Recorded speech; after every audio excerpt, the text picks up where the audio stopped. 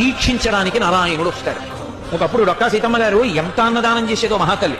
ఓ బ్రాహ్మణుడు వచ్చాడు, కూర్చోబెట్టి అన్నం పెడుతోంది. ఆయన అన్నాడు, నాకు పెళ్ళవలేదు, ఇన్నాళ్ళకు పెళ్లి కూతురు ఒప్పుకుంది చేసుకుంటానని, కానీ బంగారు ఆభరణం ఏదైనా పెట్టమంది, ఏదైనా ఆభరణం ఇస్తే అన్నం తింటా, లేకపోతే తిన్నాను.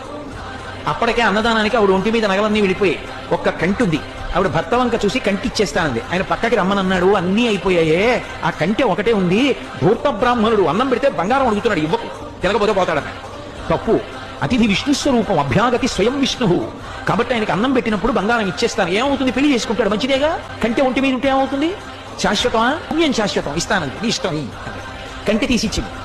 ఆ కంటి తీసుకెళ్లి అరిటా కింద పెట్టి ఆయన అన్నం తినేశాడు సంతోషంగా. ఉత్తరాపోసనం పెట్టాడు, చేయగడుక్కోవడానికి బయటికి వెళ్ళాడు. ఊరంతా కలిపి ఎంత ఉంటుంది ఆ గన్నవరం. కాబట్టి ఆ బంగారు కంటె కనపడింది ఆకెత్తుతుంటే సీతమ్మ గారికి. అయ్యో వెర్రి బ్రాహ్మడు కంటె మర్చిపోయాడని పరిగెత్తుకెళ్ళారు, పిలుద్దామని. కనపడలేదు. భర్తని పిలిచి వెతకమన్నారు, ఎక్కడా కనపడలేదు.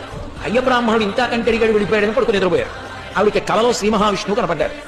సీతమ్మ, ఇంతమందికి అన్నం పెడుతున్నావే, ఒక్కసారి నీ చేతి అన్నం తినాలనిపించిందమ్మా, బ్రాహ్మణ రూపంలో వచ్చాను.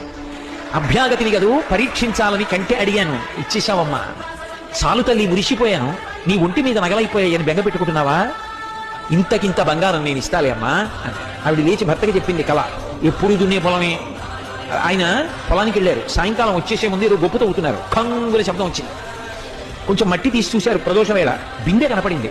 ఉత్తరీయంలో మూట కట్టి ఇంటికి తీసుకొచ్చి మూత విప్పి చూశారు. బిందె నిండా బంగారు కాసులు. అంత ఐశ్వర్యం ఇచ్చేశారు.